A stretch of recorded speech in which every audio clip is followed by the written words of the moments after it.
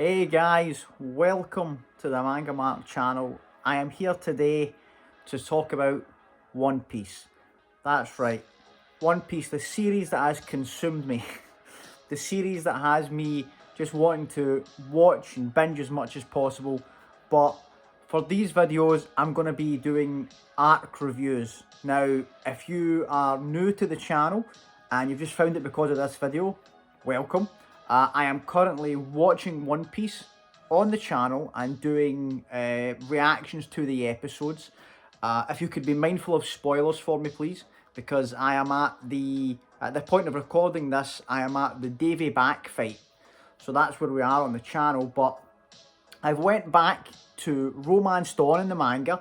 I wanted to read the manga, see how it was different from the anime, and can I give myself a refresher of where we've come from, and then do a review of what I thought of the first arc of One Piece. Now, obviously I'm going to be looking at things like what I appreciate about the way the series started, how I think the characters are set up, and like the differences obviously between, because I've been watching the anime, the differences between that I've noticed.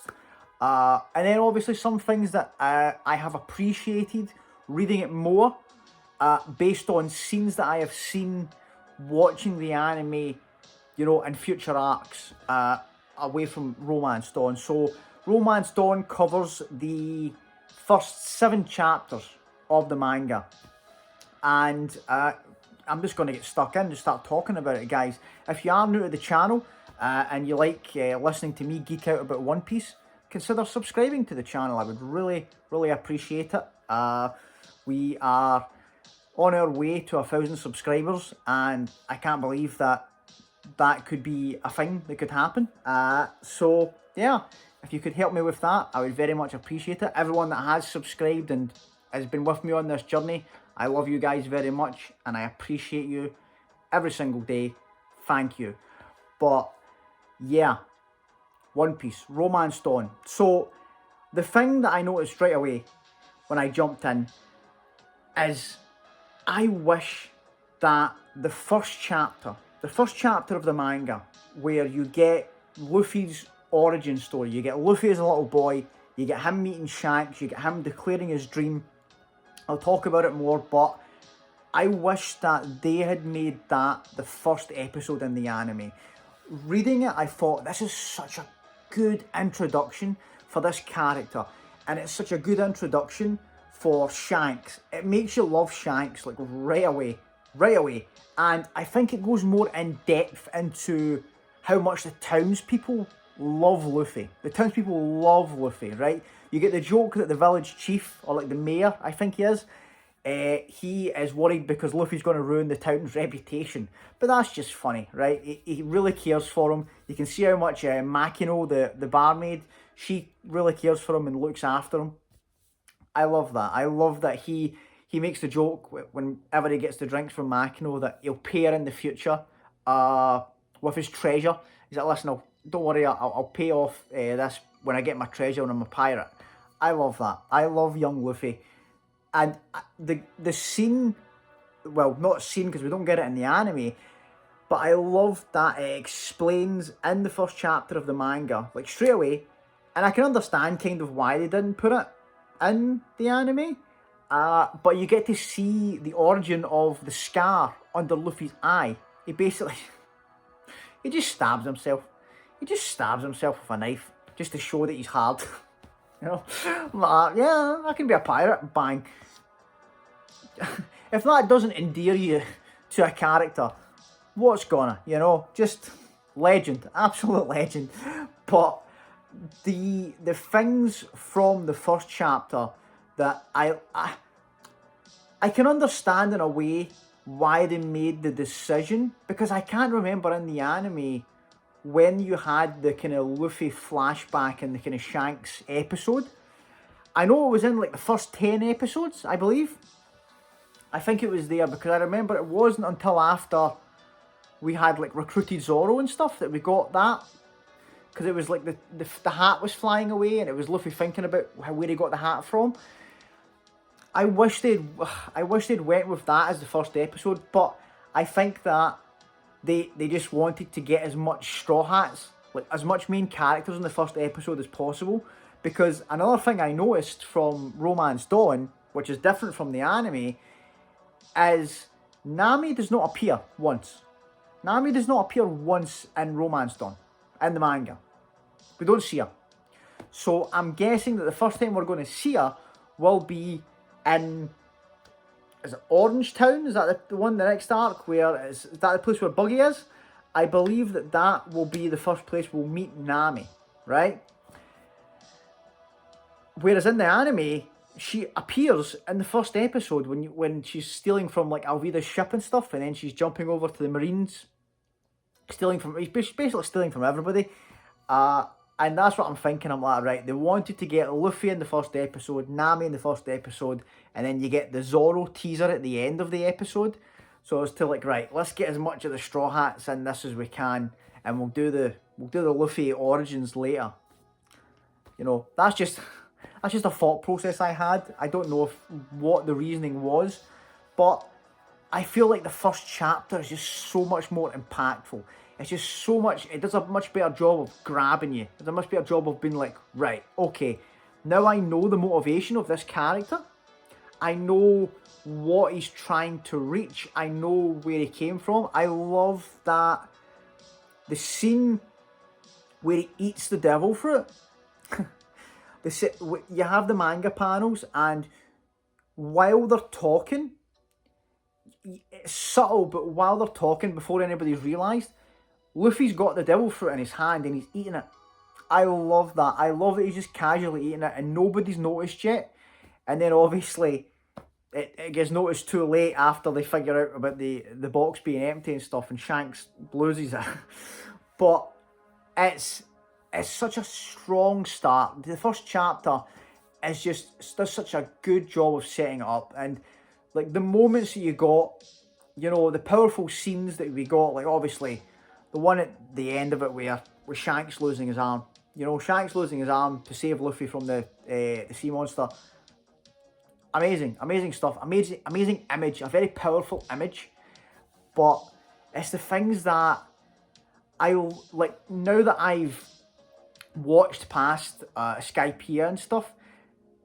It really made me appreciate a couple of things that are going to like that happen later on, and those are in the bar scene where the bandits come in and they try and humiliate Shanks, and none of Shanks' crew moves, and they you know, smashes the bottle over him and stuff, and Shanks just laughs it off, and Luffy gets angry as a young guy. He gets angry at this and says, "You guys are embarrassing," blah blah blah, right?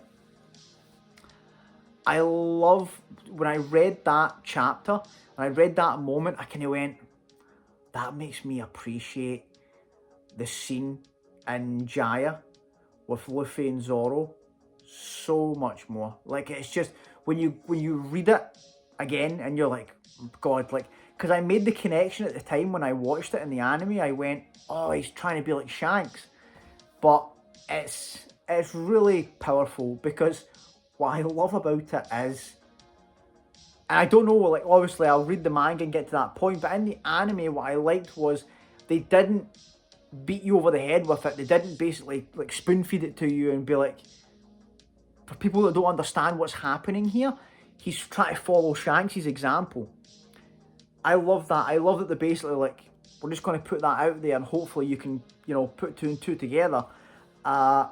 But yeah, and I look like in that situation where that was happening to Luffy and Zoro, like Nami took the role of the young Luffy, where she's watching them and being like, what are you guys doing? Like, why are you doing this? Like, you're making, like, it's embarrassing. Like, I love that. I love just seeing that character growth from Luffy for a young age, and him trying to be like the man he respects so much, and the man that basically he's trying to chase after and trying to be like. I love it. I really love it. The other one was the scene where the bandit holds the gun to Shanks' head, and then the guy, and it's forgive me because I don't really know Shanks' crewmate names, I didn't take note of them. I don't know if they got mentioned or not. I'm just going to refer to them how I saw them. But like the kind of heavy guy that's always eating the meat off the bone, he obviously shoots the bandit, and it's a great panel, right? Because Shanks. But the thing that I appreciated and made me realise was, oh, that's what Luffy says the first time he meets Usopp. And that kind of having that like little jolt where I'm like, oh man, that's so good. Like I love all these little moments where you can see the influence of Shanks. You can see the influence that Shanks has had on Luffy. And I love it. I love it so much because obviously he says the thing about the gun and, you know, being willing to use a gun, you know, risking your life if you're going to be using a gun kind of thing. And when Usopp in the village, he's trying to trick Luffy, and then I think he points the slingshot at him. Luffy says the line, and him and Zoro kind of give like intimidating looks to kind of throw him off. I love it. And I love that Luffy just puts his hands up at that time and says, I stole that. I stole that from someone. It made me think of that, and it just made me appreciate it a lot more, you know. But like I said, from the first chapter, the love that the people have for Luffy, the bond that he forms with the crew, and like the standout crewmates that I saw, where obviously I didn't see, I don't know if I just missed them in the first chapter, but I couldn't really see Yasop. I'll need to go back and look at that to kind of look out for him, because I know obviously Usopp's dad joined Shanks' crew, but I thought, right, they're going to show that when we get to Usopp's village. They'll show that because the two main standouts were the kind of vice captain kind of guy, the tall guy with the big gun, with smoking a cigarette and he had the kind of twirly hair at the front. The guy that basically defeated all the bandits, defeated all the bandits by himself. And I love that. I love the subtle way of basically being like, listen, everything that just happened in that bar, all the stuff, all the humiliation that you guys blah blah, you got let off the hook, right? Because they didn't see it as a fight that was worth it. Like Shanks just laughed it off, was the bigger man. But one member of Shanks' crew was all it took to decimate these bandits. And they've had that power all that time. And that shows the character, because it's a different thing to sit there and laugh off and do nothing if you don't have the power to stand up to these people. But the fact that these people are nothing to you, and you just, it means a lot more when they showed that to basically be like, it wasn't a case of, oh, we don't want to get involved, we're scared to get into a fight with these people. It was like I said, this fight's not worth it. Just let them, these people, they don't get it. Just let them do what they want to do. Let's be the way we want to be, and I love that. I love like that character there, and obviously the one I mentioned, the kind of heavier guy, eating the meat. Those were the two standouts of the crew.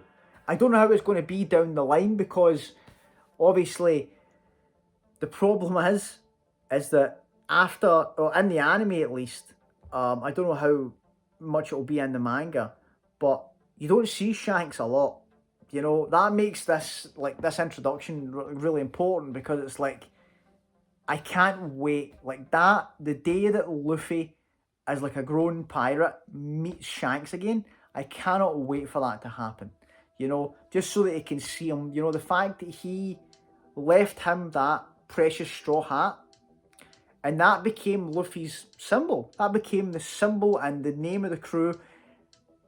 It's so good, guys. It's such a well done setup to an arc, to a series. Sorry, it's so good. It tells you everything you need to know, and then it ends off with grown-up Luffy departing to go on his journey. Basically, be like, right, I've stayed here. I'm ready now. I'm ready to set out to fulfill my dream. And I love that. I love that's a perfect place to end it. And then, because if it was me and I was just seeing that series in like Weekly Shonen Jump, I'd be like, right, I need to see where this goes. You know, like I'll be reading this next week to see what happens in this series. That's a perfect setup, right? When you go on from there, it was strange. Like I noticed, like obviously straight away when Alvida came into play, I was like, right, so Nami's not coming into this, right, at this point. I didn't expect her to just not appear at all in Romance Dawn. I thought that she would have been in the manga, at least a little teaser. But no. And the Alvida and Kobe stuff was a bit different as well. Obviously, you get the iconic moment where Luffy bursts out the barrel. That was like one of the first things that happened in the anime. That was him actually, like his entrance in the anime. You get that in the manga, and it's strange because I love the kind of tough, like when Luffy meets Kobe, you get that very abrupt kind of like, this is who I am. I don't like people like you, you know, because he knows right away that Kobe is a bit cowardly, and he's obviously he's ended up with this pirate crew because of a mistake. He was trying to go fishing, and he's too scared to escape. He's built a boat that's an absolute disaster for 2 years. But it's that way of like, you get the kind of bluntness of Luffy to be like, listen, this is who I am.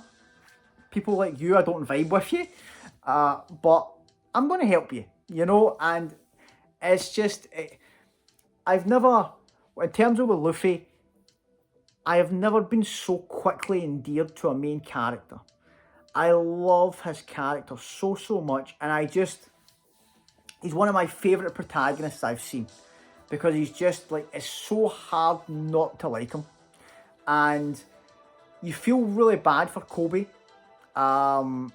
because of obviously the situation he's in, but I like that we get the kind of, right, because it's different in the anime. I don't believe they leave the ship. They go on the ship and everything happens on the ship, whereas it happens on an island in the manga, because obviously Kobe's building a boat that you want to escape with and stuff. And I was surprised with how quick the Alvida confrontation was in the manga. It was very much alright, boom, Luffy's took care of her. You get to see Luffy using his devil fruit for the first time. Like, besides obviously the comedy bits that we saw, and then I think we saw him like fighting with the sea monster as he was leaving the village. But this is the first time it's kind of been like, right, physical attacks don't really work on him. Hitting him with a big iron club ain't going to do much to Luffy because he's made of rubber. And I like that. I like how unique it is to give the main character an ability like this, because if there's one thing I've noticed about Oda with Luffy's devil fruit, is how creative he can be with it. How much attacks, how much abilities he has, and like thinks all through the series based on little things that he sees. That is top notch.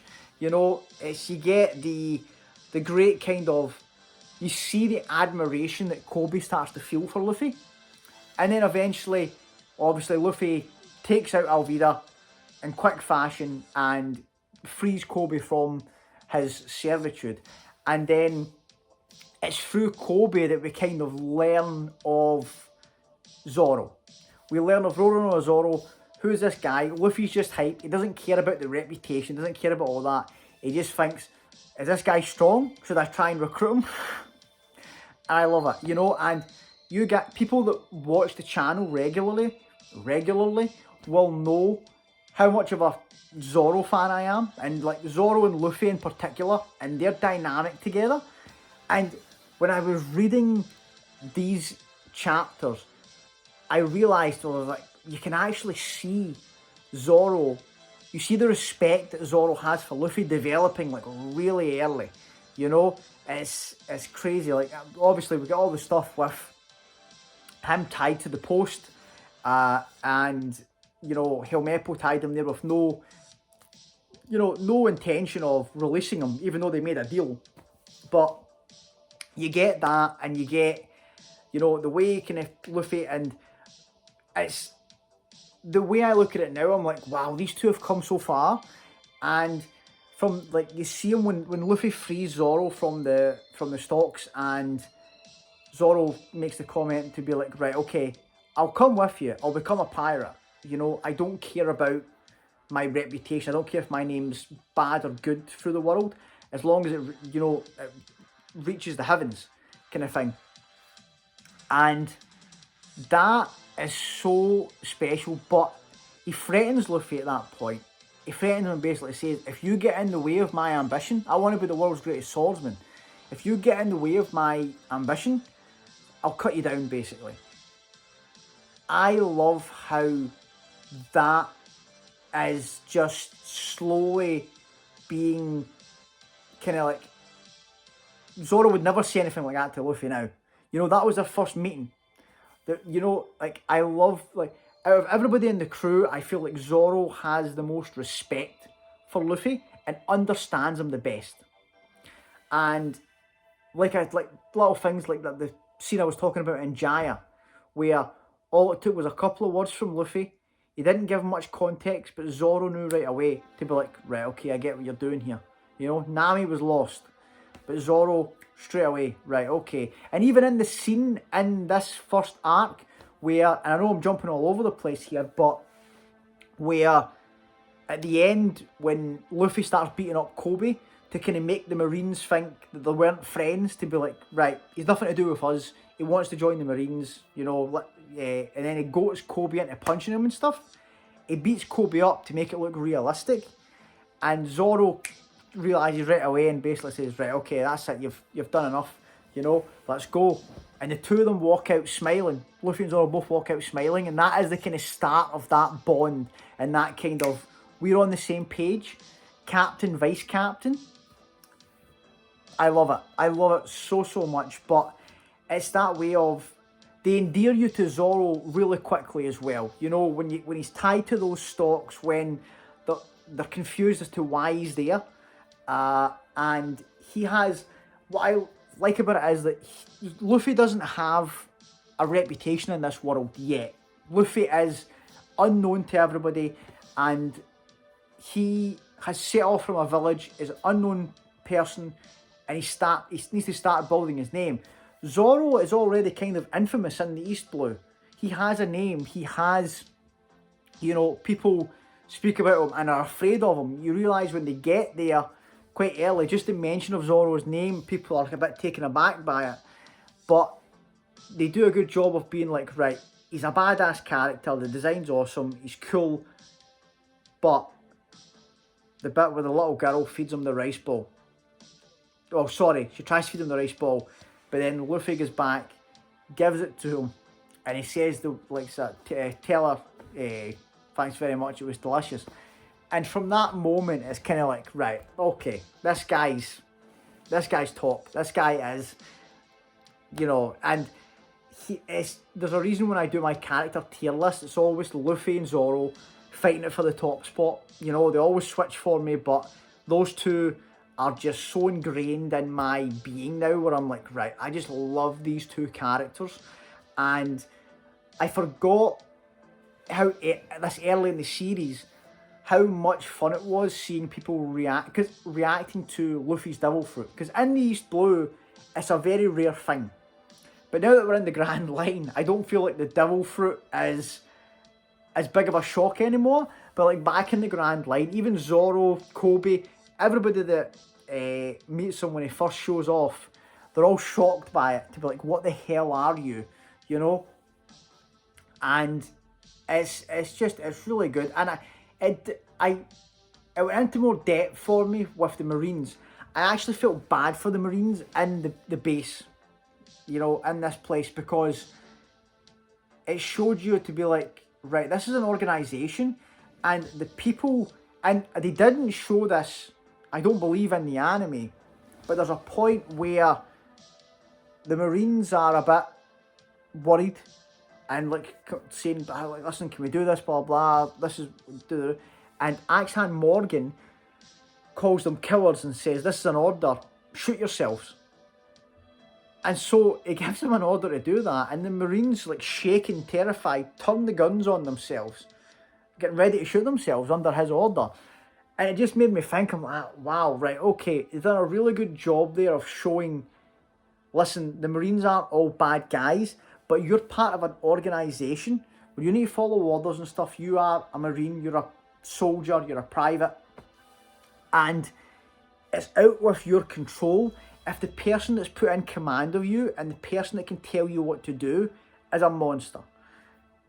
What do you do there? You know, and it was strange, like, seeing how much of a, you know, pain and how much of a bad person Helmeppo was, but knowing what I know, where, like, what happens with him and Kobe, it made me, like, I read the chapter a lot different. You know, I was reading it, I was being like, it's crazy that this guy gets a redemption. It's crazy that this guy gets a redemption. And it's just, it's the strength of One Piece, where it's like, people that you wouldn't have expected to come back, people that you wouldn't have expected to have character growth, they get it, you know. And we're at the point where you wouldn't believe, if you were reading this for the first time and someone said, oh, by the way, those two, that guy Helmeppo and that guy Kobe, they're going to be best friends, you know, you'd be like, no, absolutely no way. But it's powerful. It's powerful how they do it. And, you know, obviously with the situation with Axan Morgan, you know, we get to make quick work of him. But I like, they used it as a chance to basically show off, like, to show Luffy using his abilities to kind of surprise Zoro and stuff. But at the same time, Luffy, you know, tracking down Zoro's swords, it was a kind of like, right, let us show you why this guy has 3 swords and how he uses them, you know, because it's such a strange concept, you know, that he uses 3 swords. He has one in his teeth, and it's it's that way where you read it and it's just, it feels like they're building, you can tell how good the foundation is that they're building towards. You know, what did surprise me is how quick and how early the Zoro flashback scene was, because it was a couple of panels. You know, when you get Zoro's flashback, him as a young boy, him pursuing his dream to be the world's greatest swordsman, Kuina, like, it wasn't even a full chapter. And we got that. And it did something, because obviously I still can't believe that she died by falling down the stairs, right? But the manga did something that kind of gave me a bit of closure compared to what the anime did. And I can understand why the anime didn't do it. But the manga actually showed Kuina dead with the kind of cloth draped over her face. And then obviously Zoro talking to his master and crying, asking for her sword. That kind of, because obviously we know that down the line when we get to, I think it's Logtown, we meet Tashigi. And, like, I think it must be everyone's first reaction when you meet her to be like, wait a minute, does she have amnesia? Is that Kuina? So at least we know, like, for me it gave me a kind of thing like, right, she's not Kuina, she's a different person, she just looks an awful lot like her, and it throws Zoro for a loop because of, you know, the impact his childhood friend had on him. And it's that way where in the anime they gave it a full episode, and I can understand because they fleshed it out a bit more. They showed Zoro training a lot more. They showed, like, obviously his drive to beat Kuina, the bond that he had with Kuina. So in instances like that, I can understand the anime stretching out something to make a full episode, because that made sense. That is a very important thing that happened, and I can understand that being a full episode. But, like, it really did shock me. I was like, oh my god, is that the flashback over? Like, I remember that being longer, but, you know, that's where we go. And I was left off when I was reading it. I was like, right, okay, you know, I love all the moments I remember. I'm like, right, all these moments hit really well. You know, obviously, the main bits, we're talking about this first chapter with Shanks and stuff, but then obviously Zoro and Luffy teaming up, you know, like Zoro actually joining the crew. the moment I really liked at the end was after I was talking about like Luffy beating up Kobe to throw him off from suspicion. I like that the guy, I don't know if he was like a lieutenant or something, but he lets Kobe join, basically under the pretense of what we just saw, that Luffy's beat him up, so they're obviously not friends, as he says. So you think he's like, right, it makes you think, we've tricked them, we've tricked the Marines, we've done it, right? Brilliant. But then at the end, when Kobe runs to the shore to kind of salute Zoro and Luffy and say his goodbyes, the Marines appear as well. And that lieutenant says to him, that's some good friends you've got there. I love that moment. I love that because like it's that what thing as well where you can see the Marines and like they're not just like, right, pirates are evil.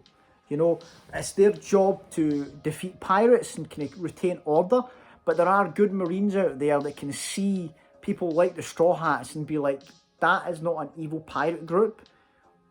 We don't need to do anything with them. You know, that's what I liked about the G8 arc that I watched on the channel, was that realization where you're like, they knew, well, Commander Jonathan knew exactly the nature of these Straw Hats and like actually loved having them at the base because it helped them improve their troops and kind of get morale up a bit. And it's stuff like that I love in the series because, like I said, it's such strong messages, but they don't beat you over the head with it. You know, it's not a kind of like, do you get it? Do you get it? And that's special for me because not a lot of series do it. You know, a lot of series they feel the need to basically be like, do you get what's happening? Do you understand the themes of this? And One Piece doesn't do it. One Piece, it respects your intelligence to kind of follow what's happening. But overall, from reading it, the first 7 chapters, an amazing way to start a series. Like I said, if I was reading Shonen Jump, I'd be in. I'd be watching, reading weekly, without a doubt. You know, it's just a great kind of like foundation to be like, right, here we go. I'm wondering how it's going to deal with the introduction of Nami. You know, because obviously I'll continue reading the manga to do the next arc for the review. But I'm wondering then how they're going to introduce Nami. And how that's going to play out. And how much that's going to be different from the anime. Because it's special to read a manga. And it's that way where I only got into One Piece like this year. But reading those first chapters, I was like, because it's like such an old manga and like a unique art style, it made me feel nostalgic. I'm feeling nostalgic and I'm like reading this, like it's quite new to me. But it feels like it's, you know, it's something from my childhood. And that's special. So I can't even imagine what you guys feel when you go back to the old arcs. It must be just like a nostalgia wave of like 25 years, you know, of story and build up. It's insane. And there's a lot of questions I have, you know, like it's that way where like going through One Piece, you feel like every time they answer a question, like 4 more pop up, but you'll love it. You'll love it because you know you're going to get those answers eventually, and that's special. You know, that is really special, and it made me think of things like, right, okay, well, Shanks can swim, so I know he's definitely not got a devil fruit. Because I was thinking about that, I was like, I wonder if Shanks has a devil fruit, because like we've met all these strong people in the Grand Line, and they all have like these insane devil fruits, but he can't have one because he was holding Luffy in the water after the sea monster bit his arm off, so he can swim. So that kind of rules him out right away. But yeah, guys, fantastic start. I absolutely loved it. I am very much looking forward to reading through the series because it's just you can consume it a lot quicker, and I feel like with manga you can pick up on things a lot better. A lot of the tones and a lot of the jokes and stuff just hit better. But yeah, guys, thanks for watching. Thanks for watching me ramble about One Piece for God, over half an hour. I appreciate you guys supporting the channel and, you know, following me on this journey. All you guys that chat with me about One Piece and anything in general, really, thank you so much. Your support means the absolute world to me. I'm trying to really have a go at this for this channel. You know, I want to go for it and see where we can go together. But yeah, that's only possible because of you guys, and I am forever grateful and appreciative, and I will always continue to talk to you guys about One Piece, about these series. Thank you so much. If you are new to the channel and you haven't subscribed and you've made it this far in the video, please consider subscribing to the Manga Mark channel and join me on this journey. Thanks very much, guys. See you on the next one. Bye.